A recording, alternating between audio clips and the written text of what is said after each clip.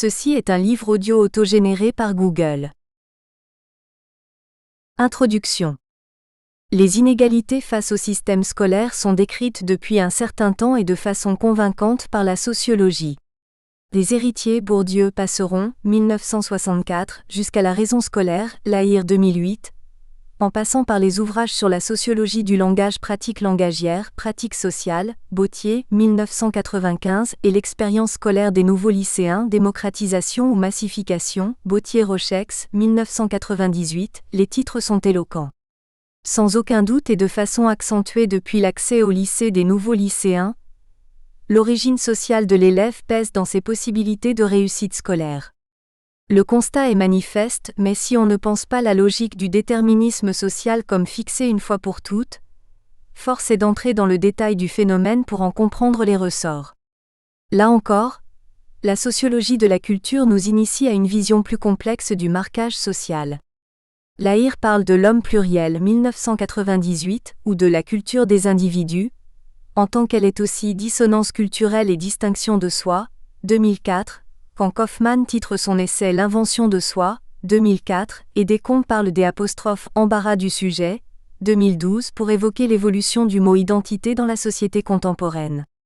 Tous ces travaux, sans défendre une autonomie utopiste de l'individu, Lahire 2013, 15-17, laissent envisager une certaine plasticité de l'appartenance sociale qui justifie d'écrire que l'observation du monde social à l'échelle individuelle permet de prendre conscience du fait que les influences socialisatrices sont loin d'être cohérentes et que les patrimoines de disposition ne sont pas homogènes et transférés systématiquement d'une situation à L'.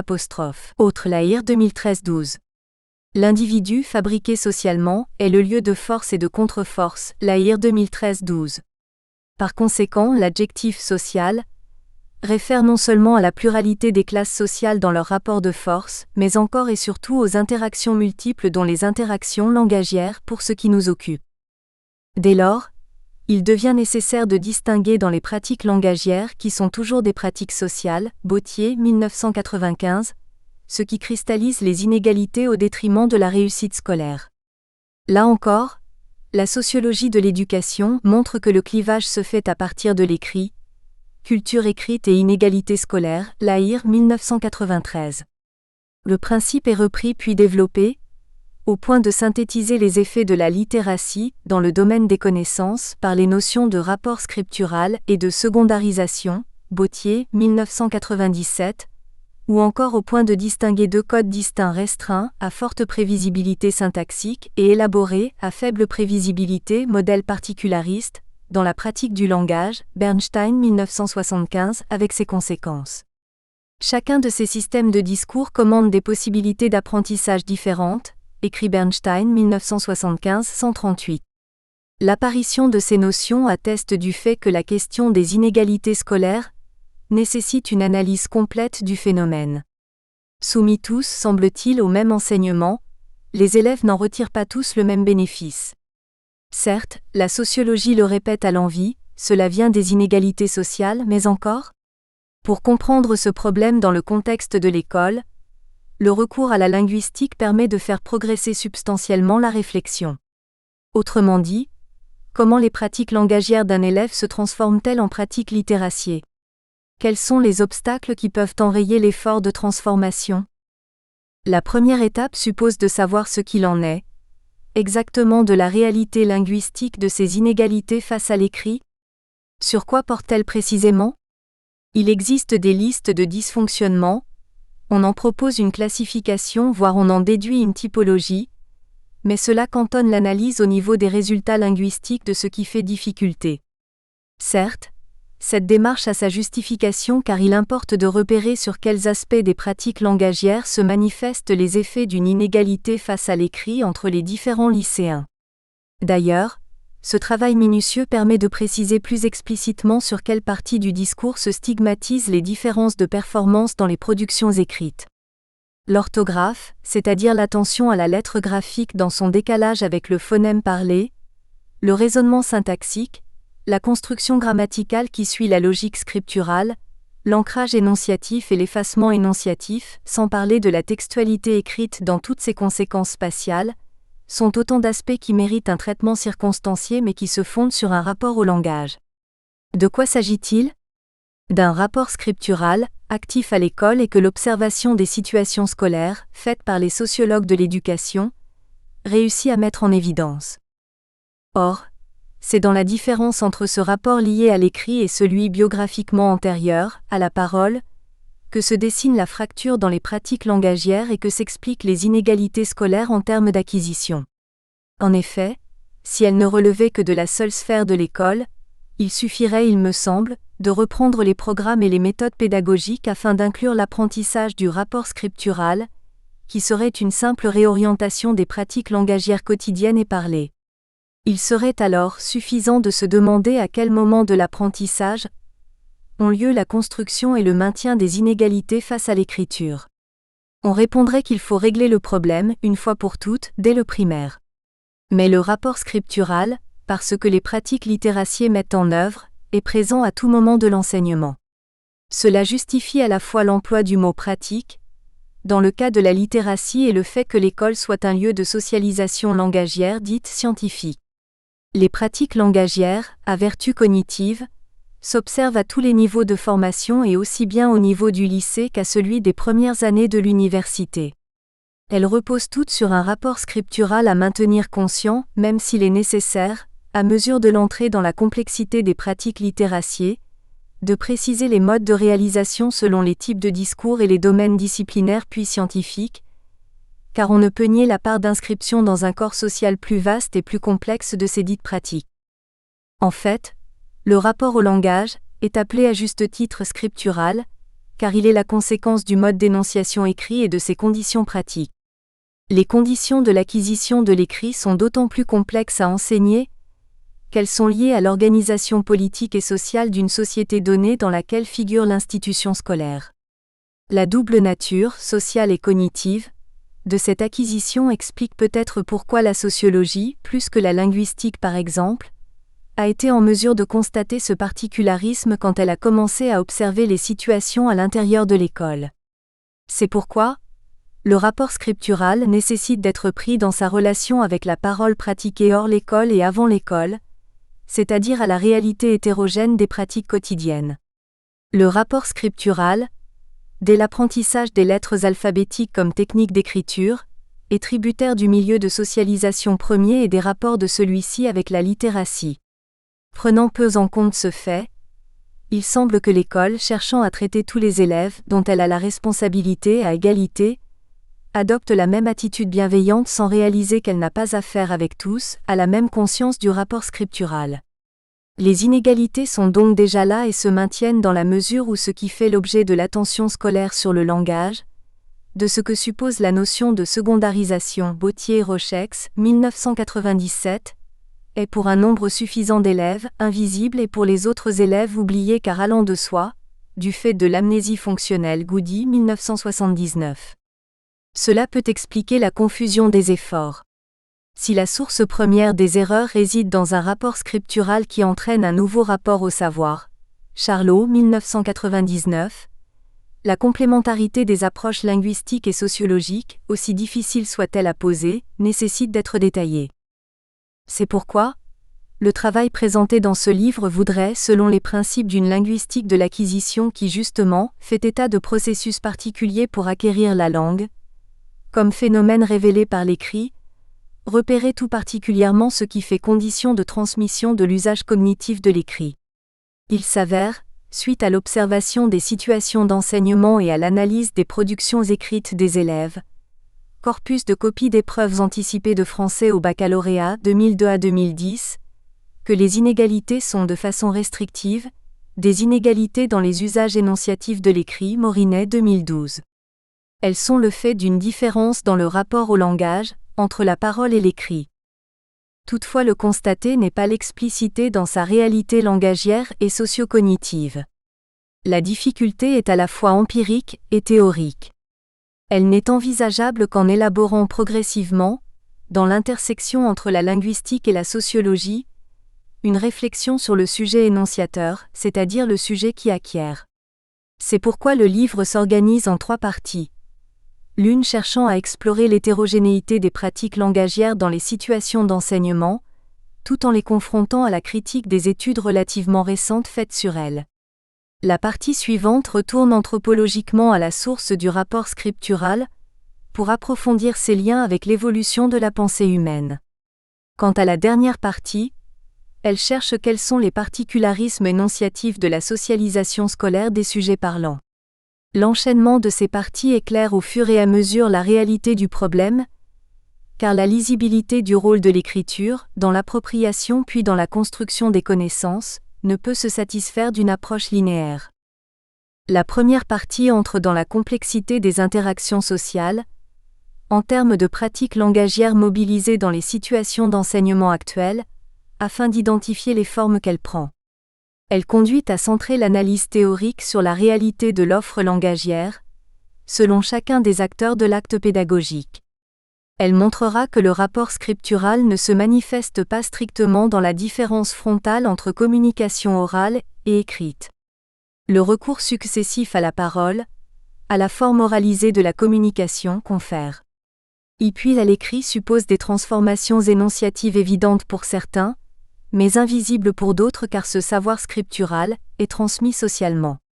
Le principe d'une maîtrise de la langue française, systématisée par l'écrit, ne laisse pas préfigurer qu'une attention aiguë à la lettre, décomposition imparfaite de l'énonciation suppose un effort inouï, nouveau, dont la sociologie du langage souligne la nature cognitive. Bauthier, 1995. La lettre de l'alphabet, par exemple, fera passer l'énoncé de l'audible au visible. Bernier-Brossard, 2013, Doré, 2015. Après avoir interrogé le rôle du recours successif à l'oral et à l'écrit dans l'acquisition de la scripturalité, l'étude des dysfonctionnements dans les productions écrites fait apparaître une dépendance de la conception de l'écrit aux habitudes parlées. Morinet, 2012. Ceci s'explique par ce qui a été intériorisé comme pratique langagière dans le langage intérieur, mobilisé de façon autonome lors de la rédaction écrite par le sujet énonciateur. Cependant, l'hétérogénéité des pratiques langagières en situation d'enseignement n'a échappé à aucun chercheur, même si le détail des formes que prend la succession de l'oral et de l'écrit reste peu interrogé. Mais la façon d'en tenir compte diffère profondément d'un chercheur à un autre. L'angle d'approche de l'hétérogénéité des pratiques langagières en milieu scolaire est, à mon avis, déterminant dans les faits. Car sur quels aspects linguistiques faut-il concentrer l'observation ? Sur la variation stylistique, Trimaille, Lambert 2012, Buzon 2013, traditionnellement rattachée à la littérature, sur la logique historique de la classe de français ou bien encore sur la conception de l'interrelation entre les pratiques orales et écrites ? En lisant les derniers travaux sur une vingtaine d'années, 3 modèles de succession entre l'oral et l'écrit sont proposés. Le bricolage individualisé, Panlou, 1999, Delamotte et al., 2000, la juxtaposition, Bucheton et al., 2002, Broncard, 2012, ou l'indifférenciation relative dans le cas de la construction de la communauté discursive, Bernier, Jobert, Rebière, 2003. Le phénomène de l'articulation de l'oral à l'écrit semble ainsi traité avec une certaine distance quand l'analyse de corpus de copie, Morinet, 1997, 1998, 2002, en lien avec la pratique orale de leurs auteurs, fait apparaître des dysfonctionnements dus à un traitement insuffisant des différences énonciatives entre les habitudes parlées et les caractéristiques de l'écrit. La lecture critique de ces travaux invite à ressaisir les enjeux épistémiques de la littératie. La confrontation des travaux de Vygotsky 1997 et de Bakhtin-Volozinov 1930 à 2010 suggère un autre modèle d'articulation, celui d'une reprise par l'énonciation écrite, scientifique, seconde, d'une énonciation orale, quotidienne, première. En effet, l'objectivation écrite entraîne une série de transformations conjointes, de modes de connaissance, savoir incorporé vers savoir objectivé, de modes de régulation des activités, les pratiques quotidiennes vers les règles explicites, Lahire 2008, 49, et par conséquent de rapport à soi. L'opposition centre maîtrise pratique et maîtrise symbolique, que mobilisent Bourdieu et Passeron dans les interprétations de la reproduction, 1970, prend un autre sens quand on tente de comprendre le rôle de l'écriture dans ce clivage. En effet, la structure syntaxique ou sémantique existe avant l'invention de l'écriture mais sous la forme d'un schème dont on n'a qu'une maîtrise pratique, l'expliquer à partir de sa forme écrite et transformer son statut. Elle devient une règle, Bazin et Bensa, 1979-10, laquelle peut évoluer historiquement. Les conséquences de ce constat sont cruciales dans l'acquisition de l'écrit. La seconde partie, s'appuyant sur l'aspect fondateur et heuristique dans l'histoire de la réflexivité humaine de l'invention de l'écriture, voudrait montrer que le même genre de choc cognitif, selon le degré de littératie de la première socialisation primaire, Lahire 2013-120, se rejoue pour chacun avec l'acquisition des connaissances. Le rapport entre la pensée et le langage nécessite d'être reconsidéré du point de vue de l'objectivation écrite. En effet, il devient nécessaire de dégager, analytiquement, ce qu'écrire veut dire pour tout sujet parlant car cette expérience énonciative, d'abord anthropologique puis socialement expérimentée, contribue fondamentalement à la formation de l'individu. L'enjeu est tel que les apports théoriques de l'anthropologie doivent être confrontés à ceux de la sociologie, avant de l'être, à ceux de la psychologie cognitive, Lahire 2013 140 à 148, puis de la psychanalyse, sans négliger pour autant le point de vue linguistique. La confrontation de l'approche sociologique à celle de la linguistique permet de dégager, dans une perspective de linguistique de l'acquisition, des sortes de configurations. Serait-ce la base d'une théorie qui s'intéresserait à travers l'expérience de chacun, au mécanisme cognitif d'une découverte humaine qui nous transforme tous, l'écrit ? En tout cas, c'est en allant dans cette direction que l'on peut repérer ce qui fait obstacle, au départ socialement donc cognitivement, au rapport scriptural dont on peut bien comprendre aujourd'hui l'enjeu civique. Quant à la troisième partie, partant de la sociolinguistique par la variation stylistique, pour confronter les productions parlées, orales et écrites des acteurs de la situation discursive de l'enseignement, elle interroge la centration sur l'effort cognitif de l'élève en tant qu'activité langagière fondée sur l'écrit. En effet, l'impact de l'invention de l'écriture sur la pensée humaine est tel que réussir socialement la transmission du rapport scriptural, à tous par chacun suppose de clarifier la transmutation des sujets parlants en sujets pratiquant la littératie. Or, il ne s'agit pas d'une mutation complète et irréversible, mais d'un jeu possible dans l'espace discursif intériorisé par tout énonciateur. La transmission des pratiques littéraciées se fait au travers d'une expérience énonciative partagée et initiée, notamment, par des interactions adaptées, car l'exercice du rapport scriptural aboutit par dans la pratique écrite elle-même, même si des pratiques orales en accompagnent le mode d'énonciation écrit. Les questions que pose la décontextualisation permettront de revenir sur les données antérieurement analysées, Espinosa Morinet 2009, Morinet 2013, pour en prolonger, à la lumière des avancées de la réflexion théorique, les résultats sur la mise en œuvre du rapport scriptural, finalité de ce livre. En fait, l'aspect phonétique de l'écriture alphabétique laisse croire que l'écart entre le parlé et l'écrit est faible, Doré, 2015, que la transcription de la parole est transparente. Mais il n'en est rien.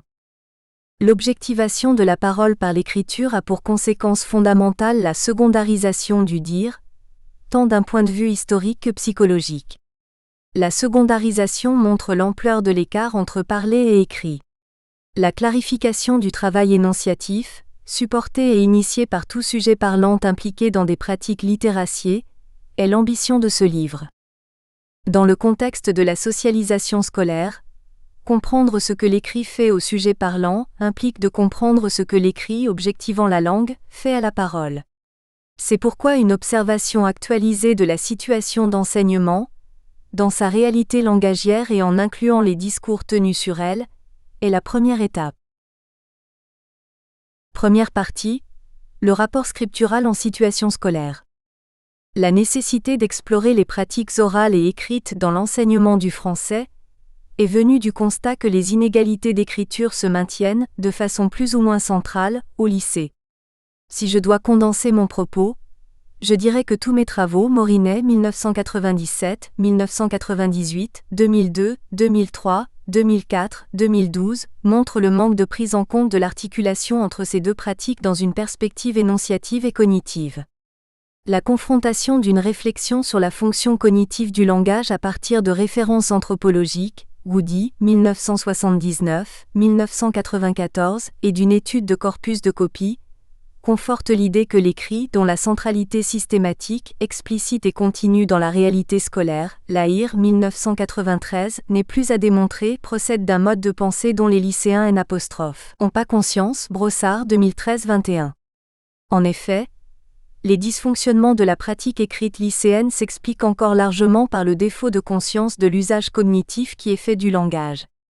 Cet usage, nécessaire à l'appropriation et à la construction des connaissances, suppose de développer un rapport scriptural, la littératie, Barré de Mignac 2002, mot qui exprime une prise de conscience des conditions d'énonciation conséquentes de l'invention de l'écriture.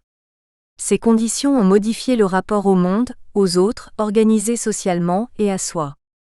Or ce rapport n'apparaît pas à tous, et rencontre même des obstacles particuliers dans les situations contemporaines d'enseignement. Cette évidence, lors de l'analyse des difficultés dans les productions écrites, ne doit pas faire oublier que les notions de rapport à, empruntées à la sociologie, et de littératie, empruntées à l'anthropologie, demandent à être problématisées à partir de l'observation des inégalités d'écriture, ce que cet ouvrage cherche à faire. Le constat d'un défaut de littératie dans un grand nombre de productions écrites d'élèves est expliqué par les thèses de la sociologie de l'éducation. En effet, ces dernières réaffirment l'exigence scolaire de mise à distance du langage, résultat d'un travail conscient et volontaire construisant un rapport réflexif opposé au rapport pratique quotidien, Lahire 2008, c'est-à-dire en situation de communication immédiate. La sociologie du langage devient alors le domaine scientifique le plus à même d'expliquer le décalage entre la volonté de réussir des lycéens, surtout des nouveaux lycéens, Bauthier-Rochex, 1998, et les résultats obtenus. Je comprends à la suite de bien d'autres chercheurs, que le rapport scriptural, à moins d'avoir été hérité en dehors de l'école, échappe encore trop souvent au moment de la production langagière et que son absence compromet l'apprentissage des connaissances littéraires et scientifiques. Je reprends l'hypothèse d'une concurrence de rapports au savoir différents, Charlot 1999, que je mets en relation avec le rapport scriptural en vigueur à l'école et je procède à une relecture de la réalité lycéenne à partir des thèses de Goody sur la raison graphique, 1979, et de Bernstein sur les codes restreints et étendus, 2007. Si les rapports au savoir ne sont pas homogènes dans la classe, il faut reconnaître que les pratiques langagières ne le sont pas non plus.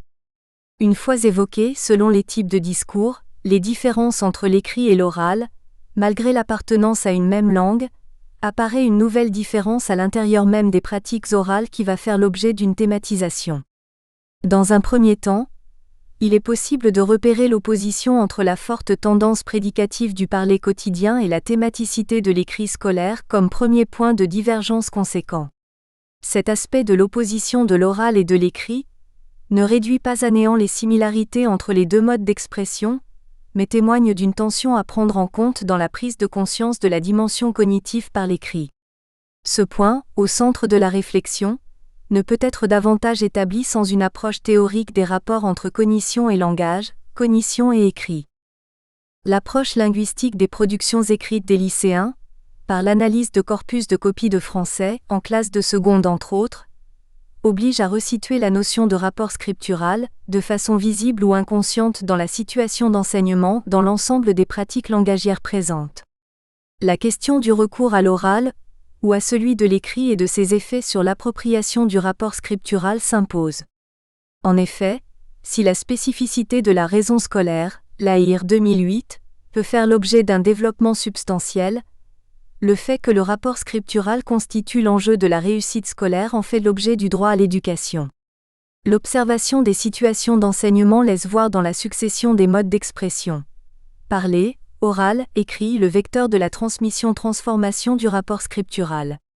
D'écrire en acte la scripturalité, qui est résultat d'un travail langagier, conséquence de l'invention de l'écriture, Goody 1979, montre les implications de ce mode d'énonciation dans la personnalité en formation des jeunes lycéens et ouvre des perspectives théoriques et didactiques probablement.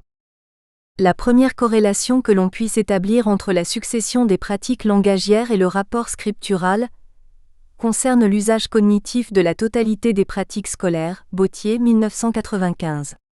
Dans la distance qui sépare le rapport scriptural nécessaire à l'usage cognitif du langage et les habitudes langagières de chacun, se mesure la difficulté à tenir compte de l'individuel en même temps que du collectif. En effet, tenant compte du fait que les pratiques langagières sont des pratiques sociales, Bauthier, 1995, il s'agit de dégager les principes linguistiques de l'acquisition du rapport scriptural dans le cadre de l'enseignement. L'œuvre de Vygotsky permet de situer la difficulté entre le psychologique et le sociologique, car elle problématise la distinction entre individu et personne, Potestio 2013, en optant pour le principe selon lequel l'individuation serait le stade ultime du développement social, Vygotsky 1985. L'obstacle à la mise en œuvre du rapport scriptural dans les productions écrites se révèle lors du recours successif aux pratiques orales puis écrites, car la mise à distance du langage est faite par le sujet parlant lui-même. L'écriture distingue les signes de la langue que le parler confond. Écrit Benveniste, 1968-2012. Le locuteur doit se dégager de la représentation qu'il a instinctivement du parler comme activité, prendre conscience de la langue comme réalité distincte de l'usage qu'il en fait, précise-t-il dans la leçon 8, Benveniste 1968-2012. Or, l'aptitude de mise à distance de la parole s'acquiert par la fréquentation répétée du travail sur la langue, Lahire 2008, mais elle est plus attendue par les enseignants qu'enseignée, semble-t-il. Le paradoxe est qu'apprendre à lire et écrire suppose une mise à distance, effort très pénible, Benveniste 1968-2012, 93, mais une fois intériorisé, le passage à l'étape de l'écrit élaboré semble sous le coup d'une amnésie de la genèse historique. Les causes de l'amnésie fonctionnelle méritent d'être convoquées pour expliquer les inégalités d'écriture au lycée. La démocratisation de l'enseignement peine à réduire concrètement les inégalités sans l'analyse plus précise de la transmission de la littératie, à travers le recours au parler, à l'oral puis à l'écrit dans cet ordre et inversement. Introduire la question de la différence des conditions de production entre le parler et l'écrit, dans la problématique de la différenciation scolaire implique de reconsidérer l'acquisition du rapport scriptural. L'attachement social et identitaire de chaque lycéen à ces énoncés peut se heurter à la différence énonciative entre les deux pratiques, Morinet, 1995, 1998, 2002. L'arrachement à l'expérience subjective première du parler nécessite d'être présenté linguistiquement pour saisir les difficultés d'appropriation de l'usage cognitif du langage dans leur spécificité. En effet, le rapport scriptural, Lahire 1993, attendu dans le système scolaire, est mis en œuvre par des pratiques littératies précises au lycée, Bauthier, Rochex, 1998, 157, conjugue une dimension épistémique et identificatoire. La première différence parlé-écrit est énonciative sous la forme de la perte de la voix dans l'écriture qui se traduit par la séparation de l'énoncé du corps de l'énonciateur, perte illocutoire, Olson, 1998. Au point que la langue ne semble plus s'adresser aux interlocuteurs habituels, amis, parents pour l'enfant, une langue dont on ne sait qui la parle ni qui l'entend. Benveniste 1968-2012, 94. La somme des pratiques orales et écrites, à visée essentiellement argumentative dans l'enceinte du lycée, ne rend pas ce rapport scriptural évident. La difficulté à rendre manifestes ces procédures de production de connaissances compromet la politique éducative de transmission de l'esprit critique. En effet, la fonction cognitive des pratiques langagières suppose une activité intellectuelle conditionnée par un mode d'énonciation s'exerçant dans les interactions pédagogiques. L'analyse linguistique des données écrites montre les dysfonctionnements, mais neutralise les raisons sociologiques qui expliqueraient les difficultés du locuteur face à l'effort de transformation de son parler. En effet, l'acquisition de l'écrit se heurte à des habitudes de parole étudiées par la sociolinguistique, rappelant l'attachement de chacun à ses façons de parler. Mais, comment dépasser le risque de contradiction entre cette détermination sociologique des pratiques et le principe même de l'apprentissage comme transformation toujours possible des pratiques antérieures? Cela revient à questionner le principe d'une égalité des chances, par définition difficile, pour lui préférer la qualité de l'offre créant les conditions d'acquisition du mode d'énonciation de la littératie. L'écrit, en tant que traduction visuelle d'un parler, est ce qui fait que ce parler devient une langue. Or, les deux notions qui supportent l'enjeu de cette acquisition, la décontextualisation et le rapport au langage, sont extérieures à la description linguistique dans son principe. La première, mise en débat par différents travaux, Brossard, Fijalkov 2008, reflète toute la démarche scientifique et part du principe que le monde existe en dehors de soi. Le geste intellectuel que la décontextualisation exige, s'apprend mais suppose pour l'exercer la seconde notion. Un rapport scriptural, Bautier 1997, Bucheton, Chaban 1998, conséquences anthropologiques de l'invention de l'écriture et sociologiques des modes de diffusion de la littératie, Laboff 1993, Bernstein 1975. Autrement dit, l'acquisition dans sa complexité de l'activité de décontextualisation est un enjeu épistémique, car pas de décontextualisation sans la contextualisation et pas de rapport scriptural sans l'expérience de l'écriture. Le choix d'étudier spécifiquement la production écrite, dans le cadre d'écrits argumentatifs et dissertatifs au lycée, se justifie parce qu'elle est révélatrice du degré d'acquisition du rapport scriptural. Étant donné l'hétérogénéité des pratiques orales et écrites des différents acteurs, professeurs, lycéens, et la dépendance à l'expérience énonciative parlée au moment de la production écrite, Morinet, 1997, 1998, 2004, j'ai cherché à définir le rôle de la succession des pratiques orales puis écrites dans l'exercice du rapport scriptural, i. La présence évidente des deux modes d'expression dans les situations d'enseignement exige une observation plus précise des formes que prend le recours successif à l'un ou à l'autre des modes, ne serait-ce que pour en suivre les changements dans l'énonciation. La question à laquelle voudrait répondre ce travail est la suivante. Quel modèle pourrait rendre compte des transformations dans le rapport au langage initial, de l'oral quotidien, à celui que suppose la fonction cognitive de l'écrit, étant entendu que chaque élève hérite différemment de la littératie lors de la socialisation primaire, comme l'appellent les sociologues, Lahire 2013 120 2010. Si la description des différences linguistiques entre l'oral et l'écrit dans les situations d'enseignement est relativement aisée en matière de syntaxe, de lexique et de discours, la description des conditions de production énonciative à visée cognitive manque parce qu'elle est difficile à faire. Le rôle du langage intérieur, au sens de Vygotsky, c'est-à-dire l'intériorisation d'une expérience vécue par interaction sociale, rend invisible à l'écrit la transformation subie au plan cognitif.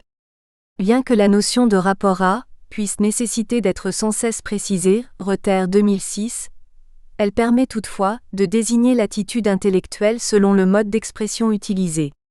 L'oral est en prise directe avec la situation de communication entre interlocuteurs.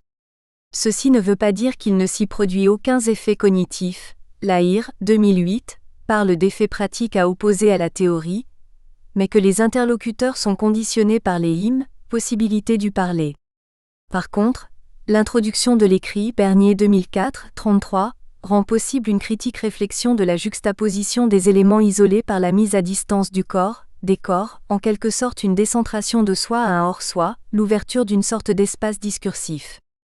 L'écriture nous contraint à comprendre le fonctionnement de la parole en langue, précise Benveniste, leçon 12 1968-2012 114. L'acte d'écrire ne procède pas de la parole prononcée, mais du langage intérieur. Benveniste, leçon 8 idée. L'accès à ce niveau de conscience précède les mécanismes de conversion en écrit, et est expérience d'objectivation du parler. C'est pourquoi, il est nécessaire de revenir en premier lieu sur le recours à l'oral dans l'enseignement et sur son articulation à l'écrit, car il ne s'agit pas d'un simple passage de la motte 2000, de l'un à l'autre, de. En effet, étant donné les enjeux de l'invention de l'écriture dans la construction des connaissances humaines, voire sa centralité dans ce que Lecointre appelle le contrat méthodologique des chercheurs 2012, qui conditionne l'attitude des scientifiques, il est nécessaire de réfléchir aux fondamentaux qui lient la pensée humaine et le langage. Cet objectif amène à mesurer le poids du legs de l'œuvre de Vygotsky qu'il est judicieux de confronter à la notion de secondarisation, Bakhtin-Volchinov 1984, 2010, pour montrer que le recours successif aux deux pratiques suit le principe d'une reprise, Vygotsky, reprise du concept quotidien versus concept scientifique, Voloshinov-Bakhtin, reprise du genre premier versus genre second, 3. En effet, l'écrit est l'opportunité de reprendre un existant, une chaîne parlée, dans des conditions spécifiques qui font l'objet d'une mise à jour progressive. Une pluralité des pratiques langagières. L'approche anthropologique par la notion de littératie éclaire la compréhension de l'enchaînement de l'oral et de l'écrit en déduisant de la différence entre les deux pratiques, des conséquences historiques, Woody 1979, Lahire 2008, généralisables aux possibilités de l'intellect. Sans tomber dans la simplicité du grand partage, qui masque la réalité d'une société littéraciée dans laquelle évolue tout élève, il subsiste dans le recours à l'oral ou à l'écrit une compétition invisible, mais active dans les usages. En effet, à l'observation, le recours communicationnel à l'oral au quotidien dans le cadre d'actions sociales, et la sollicitation de l'écrit dans les contextes cognitifs reflètent la distribution fréquente des échanges. Mais cette constatation ne recouvre qu'une grande tendance car l'analyse détaillée des pratiques, en situation d'enseignement notamment, montre une répartition plus complexe, des frontières plus poreuses entre les deux modes d'expression. Dans la perspective de suivre l'usage cognitif lors de la succession des pratiques, cibler le principe élémentaire d'une tension entre le communicationnel et le cognitif, Schiess, 2012, est loin de satisfaire. L'hypothèse d'un effet de la succession des pratiques dans le cadre scolaire semble réaliste. La complexité propre à la situation actuelle met en évidence la présence de différentes pratiques orales dans l'enceinte de la classe qui ne se valent pas toutes car elles ne supposent pas toutes le rapport scriptural. Bautier 2008. C'est pourquoi une ligne... Nous espérons que vous avez apprécié cet aperçu. Pour continuer à écouter ce livre audio sur Google Play Livres, utilisez le lien dans la description de la vidéo.